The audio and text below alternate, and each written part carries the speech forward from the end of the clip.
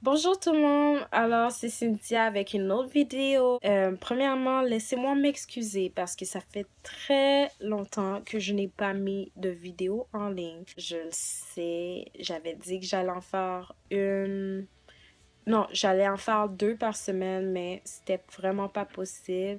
Et je dois vous avouer, ça m'enlève mes inspirations de coiffeur parce qu'en hiver, il n'y a pas beaucoup de choses que l'on peut faire parce qu'on doit éviter tout ce qui est eau, on doit éviter plein d'affaires. Alors, c'est ça. Mais ne vous inquiétez pas, je compte montrer d'autres coiffeurs et tout. Puis d'ailleurs, mon land check s'en vient bientôt.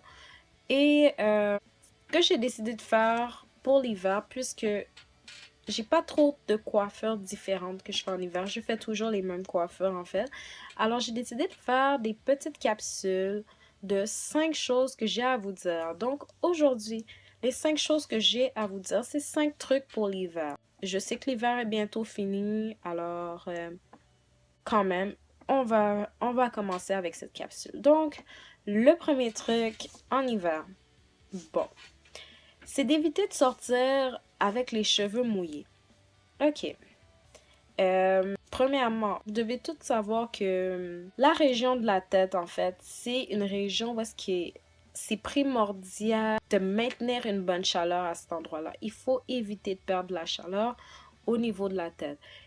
Lorsque on mouille nos cheveux et en plus on sort dehors, on perd de la chaleur au niveau de la tête puis on devient plus fragile. Alors c'est plus facile d'attraper une grippe ou quelque chose. Alors juste côté santé, c'est vraiment mieux de ne pas sortir les cheveux mouillés. Et ensuite, si vous l'avez déjà fait, vous allez remarquer que lorsque les cheveux sont mouillés et que vous sortez dehors, ils deviennent très durs et c'est très, très, très facile à se briser. Alors ça, c'est de un. Ensuite, de deux, il faut éviter de manipuler ses cheveux. Alors, ouais, en hiver, nos cheveux sont secs, ils sont fragiles. Alors, notre but en hiver, c'est de faire des coiffures qui vont durer plusieurs semaines. Alors, si je vous donne un exemple, on va dire lundi, je sèche mes cheveux. Bon, je vais faire des high puffs tout au long de la semaine. Soit le même high puff, soit je vais rajouter des affaires, mais je vais les garder dans leur état pendant une semaine. Ensuite, disons rendu à l'autre lundi, je garde mon afro, mais je décide de faire un braid out, un twist out avec. Bon, là, je garde mon braid out détaché pendant 3 jours. Ensuite, je peux faire des bonnes le reste de la semaine, des choux. Juste ça peut permettre qu'une coiffure puisse durer 2 semaines. Ensuite, 3. On va faire des protective styles. Premièrement, les protective styles sont très bons pour faire pousser les cheveux. Ensuite, ça protège les cheveux de la température dehors parce que ils sont tressés justement ou twistés ou peu importe. Alors, ça évite plein de dommages, dont justement la sécheresse des cheveux et on les manipule beaucoup moins. Mais il faut faire attention avec les protective styles parce que pendant que les cheveux sont tressés, oui, il y a une pousse, mais il y a aussi une casse et des cheveux qui restent. Alors, plus vous faites protective style sur protective style, plus que quand vous allez laver vos cheveux et vous allez les démêler sous la douche, vous allez voir une tonne de cheveux euh, cassés et ça va être plus dur de les démêler. Vous allez avoir des nœuds. Si vous continuez à faire ça avec les protective styles, il faut faire attention quand même. Alors, 2, 3. Ok. Bon, le quatrième truc, c'est de bien hydrater ses cheveux. Même si on peut pas les mouiller pour aller dehors et tout, mais il faut tout de même s'assurer que nos cheveux sont bien hydratés parce que avec les températures qu'il y a dehors, nos cheveux deviennent secs très rapidement. C'est difficile de les maintenir hydratés puisqu'on les mouille moins. Alors, si vous devez avoir des produits dans votre routine, c'est vraiment un revitalisant sans rinçage ou un moisturizer puis une huile juste pour maintenir tout ça dans vos cheveux. Bon, mon cinquième truc. Pour mon cinquième truc, certaines d'entre vous, vous allez vraiment pas être d'accord avec moi, mais je vais m'expliquer et je vais vous expliquer les raisons pour lesquelles je crois ça. Mon cinquième truc, c'est de profiter de l'hiver pour aplatir ses cheveux.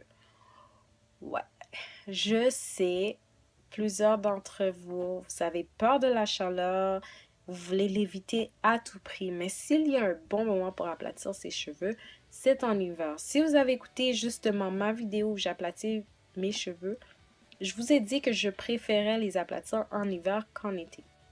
Bon, pourquoi aplatir en hiver? Premièrement, en hiver, on a moins tendance à remettre de la chaleur une fois les cheveux aplatis.